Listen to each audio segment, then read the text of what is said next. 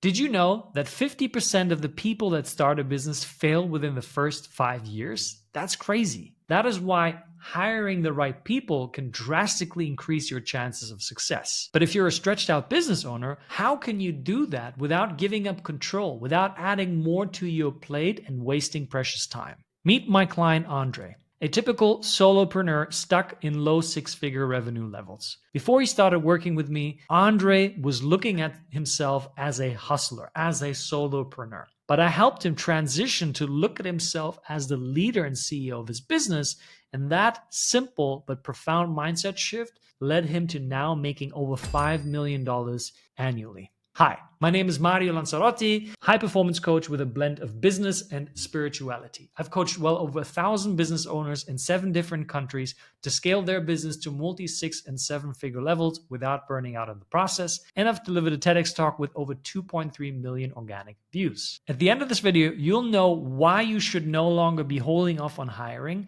and how you actually do it without losing control in the process. Let's address the elephant in the room. Why should you even hire? Well, if you want to scale your business, you cannot do it as a solopreneur. As a solopreneur, everything evolves around you. Your business grows and dies with your present and your performance. But as a business owner, you can scale, you can train people, you can develop teams that allow you to actually completely step away and focus on the vision, focus on the strategy, so that you're no longer involved in the day-to-day operations. And that is a massive difference because now you have the time and the energy to actually build assets rather than just chasing revenue. And the more assets you build, the more wealth you generate. And that leads to real freedom at the end of the day. So who do you need to hire first? First thing that I would do if I was you, I would identify my zone of genius, which is what I do best, what I love most, and what has the highest return on investment for my business. If you are doing cold outreach, sending messages every day, that may be something that you do really well. Maybe you even enjoy it,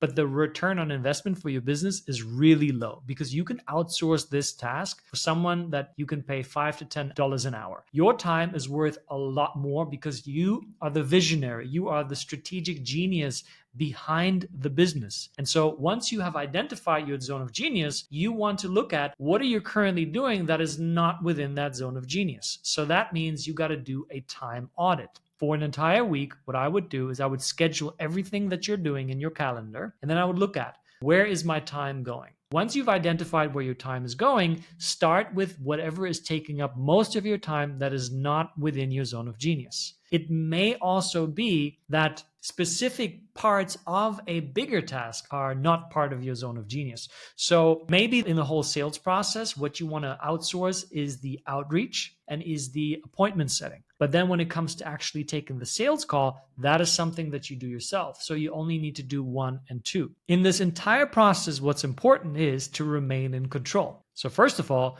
you have to even understand who are you looking for? Not in terms of a specific role title, but more specifically in what do you want them to do? You want to write down all of the tasks and you want to be detail oriented. If you want them to do outreach, where? Is it specifically LinkedIn? Is it Twitter? Is it Instagram? Is it all of them? Do you want them to just copy paste the messages that you create? Do you want them to do research and study maybe a specific course that you're going to buy for them so that they can train themselves and then become better at messaging? What is it that you're looking for? Be really detailed, write it all down. Also, are you looking for part-time? Are you looking for full-time? Is this a role that has to be in your time zone? Is that important to you to match your calendars? Or can they be somewhere 8 hours away from you? And how much are you looking to pay them? Is it an hourly thing? Is it a monthly thing? Are there any revenue share deals that you're giving them? If you're getting someone to help you with outreach, maybe you're giving them a percentage. If any of the leads that they bring in that you end up closing, they get a kickback from that.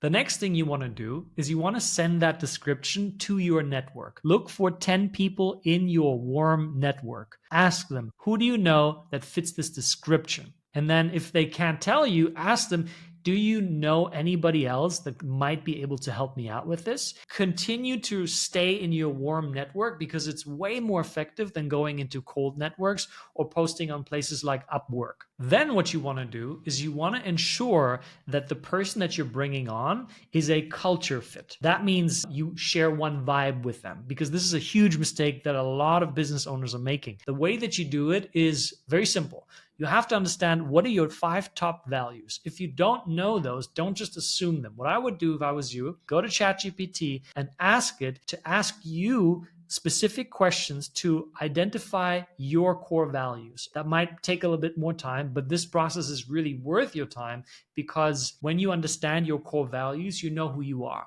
And then you're making decisions based on who you are rather than who you think you should be. Now, once you have your 5 core values, then you want to tell ChatGPT, now I want you to design a simple questionnaire that allows me to identify whether the person I want to hire is a match with my values. You should align in your values. If success, freedom, adventure, impact, joy are some of your top values, you want to make sure that the other person is close to that. Because if they're not, you're going to be running into conflict. It is inevitable. So now that you have sent it out, you're prepared to make sure that they're a culture fit. The next thing you want to do is you want to have an SOP ready for them. If you don't know what an SOP is and how to create one, just click this video right here and I'll share more information. Once you have the person in, you want to give them a test trial period. So let's say they're doing outreach for you, have them do it for a week and then check in on them to make sure that they're on top of the task. The way that you're doing that is you want to develop KPIs. And the way that I would do it is I would just have an Excel sheet, break it down for the calendar month, Monday to Friday, and then I would have process-driven goals. So let's say they're doing outreach for you. Rather than measure their performance by how many people you convert into sales, you want to measure their performance by the process that they're sticking to. So if you're telling them reach out to 100 people, engage with another 50 people, and send out 25 DMs that day, then those should be the KPIs for you to focus on. Make it all about the process, and you want to ensure that you're celebrating the completion of the process, that you're nurturing that, because that's how they stay motivated. Speaking of which, another way to prevent that people are just taking away your clients or taking away the knowledge and then starting their business and stay consistent with you, 2 things that I want to say. One is you have to be able to incentivize them. So incentivize their growth. If they're coming into your company as someone who does outreach, show them a path where they can advance down the line, where they can take on bigger responsibility. Not that they have to do it, but just show them that there's the potential there. Revenue share deals are really, really powerful in incentivizing and motivating people. Maybe you even outline a potential path for them to become a business partner if they stay with you for a couple of years. If it does happen that they still want to move away, despite you being also the visionary that shows up and tells them, here is why we have these big money goals, because we want to have a client of mine that is abolishing boring ads. He's like, I want ads to be so entertaining and engaging that people actually want to watch them and look forward to watch them. I was like, this is genius. So his team loves him, right? You got to have that vision and you got to communicate that vision and speak into that vision so people feel inspired just beyond the monetary aspect of it. But if all of that doesn't work out and they still decide to start their own business and leave and maybe take a client or 2 from yours, wish them well.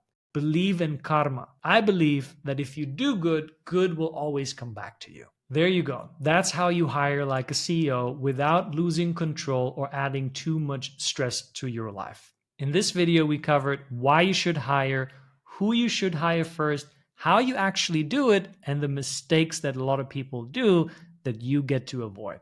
Now you know why and how to hire like a CEO. But maybe the solopreneur life is for you. Maybe you're not up to scaling your business like a CEO. To find that out, click this video here, and I'll see you in the next one. Peace.